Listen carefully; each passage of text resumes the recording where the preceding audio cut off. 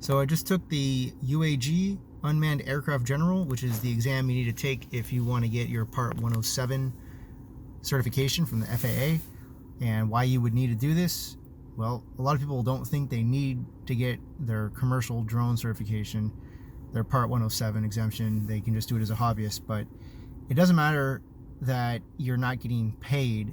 If you're doing this for any kind of commercial purpose, any kind of business usage, even if you're not getting compensation directly, if it's in the form of tickets, if it's in the form of helping your business or another person's business, anything other than just pure hobby, I'm just going to fly this around to watch it fly and do nothing with the footage, arguably even uploading it to YouTube, because you could monetize that.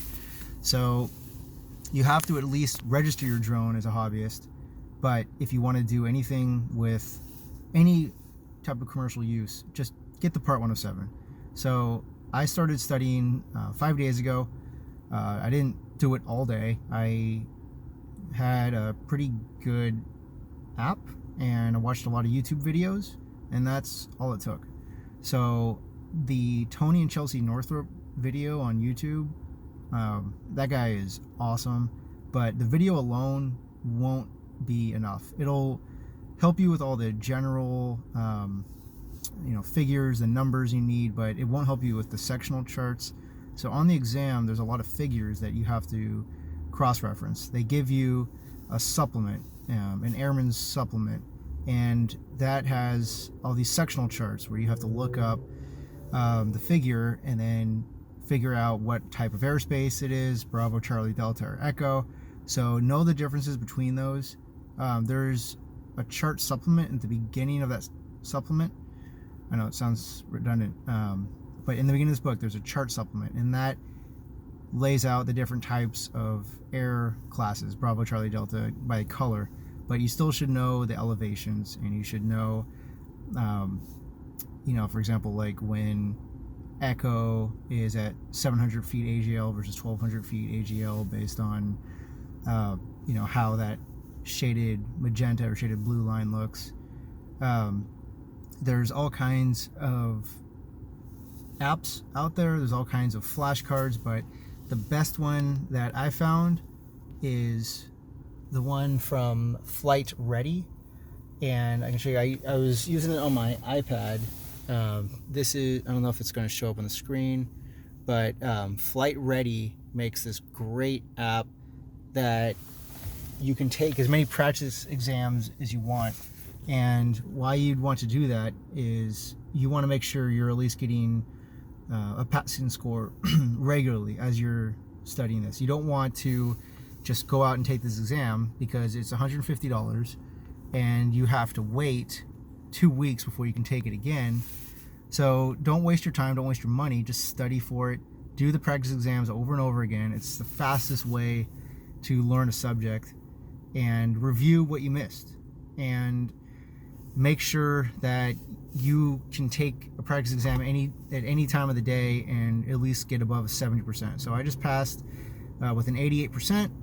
I knew that I missed a few on the exam, but you can bookmark it. You can go back. Another good idea is to just brain dump all the facts and figures that you can remember on your scratch paper. So you can't bring anything into the exam at all. You can't even wear a hooded sweatshirt. They turned somebody away tonight who showed up in a hooded sweatshirt, and I guess she only had her bra underneath. She didn't have anything else that she could wear. She was freaking out. She needed to pass this exam. She'd already failed it, and they sent her away. You can't, the place I took it, PSI, they won't let you have any kind of bracelets, any kind of electronics, any hoodies, nothing in your pockets. So that was unexpectedly strict. I was in the military and I didn't go through such stringent requirements for my advancement exams. So that might be the main takeaway of this video, is show up prepared, wear a t-shirt. You can bring your sweater and all that, and they have lockers for you where I took it. They also provide calculators, because most of us don't have basic simple function calculators, and they probably won't let you bring one in even if you bring it. So I didn't need to use the calculator. There were a couple basic math questions, and the charts they give you in the supplement show the graphs, where like gravity is 2x and g-force is on that. So If you regularly do the practice exams in the Flight Ready app, I think you'll be good, and do as many of the hard questions as you can. So when you miss something, it'll allow you to review the missed questions and show you the areas that you missed. Those are the ones you need to double down on, even though they're difficult and uncomfortable. The more you do it, the better you get. You only learn more. And I just got it done. Less than a week, start to finish, from registration to beginning to study to coming tonight and passing it. So I was listening to the YouTube videos as I was working out and commuting. Just let it play in the background. You pick up a lot every time you listen to it. There's Part 107 playlists. There's also Part 107 flashcards on that app Cram that you can pre-download. But I don't think you need to do the flashcards. There's flashcards built into that Flight Ready app, and that you can focus on certain subjects. But definitely learn the airspaces. Watch the videos on, how to read a sectional chart. And if you get stuck during the exam, look at the supplement. I mean, before you even start the exam, scroll through that airman supplement they give you, so you have a good sense of what is in there before the timer starts. I mean, you have 2 hours to take it, and it's 60 questions, and all you need to do is pass by 70%. But don't waste your valuable test time scrolling through that supplement. Start right off the bat. You can't mark in it, but at least you'll be able to go back during the exam and see, okay, this is where, the supplement explains this is the CTAF frequency, and it lays it out pretty well. So it's a huge weight off my shoulder. I've been wanting to get this certification since it came out.